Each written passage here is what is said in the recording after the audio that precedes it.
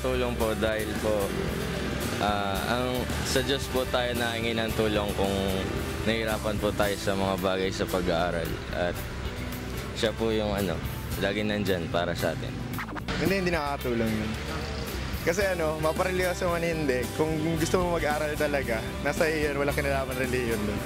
Oo, kasi it serves as guidance for us. Tingin ko hindi.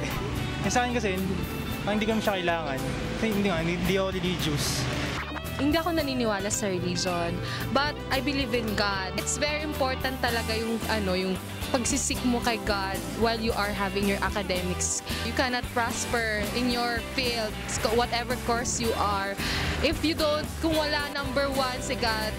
I believe na hindi pagiging religious yung nakakatulong sa pag-aaral, but instead, pagiging godly, kasi there is a difference between being godly and being religious. Being godly is not just doing your norms, praying. You have to do it by heart.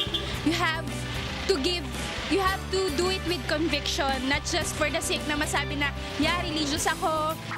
Tingin ko nakakatulong siya kasi hindi lang naman tungkol sa Diyos ang tinuturo ng isang religion, kundi pati disiplina sa lahat ng aspeto ng buhay tinuturo nun eh. So, kung religyoso ka, malaking chance na may disiplina ka rin hanggang sa pag-aaral. Hindi siya nakakatulong kasi paminsan nakakasagabal lang ito sa pag-aaral. Yun. Kasi pag kunwari magsisimba ka, bawas yung oras mo sa pag-aaral. Sa isang estudyante, parang kailangan mo ng emotional support and spiritual support to survive. Not just mainly yung academics, like intellectual needs mo, yung masusupport, but also yung spirituality mo.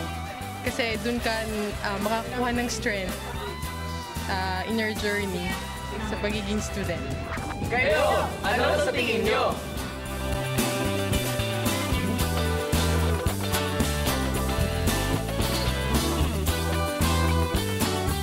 Ang Kabataan Express ay hatid sa inyo ng UNICEF.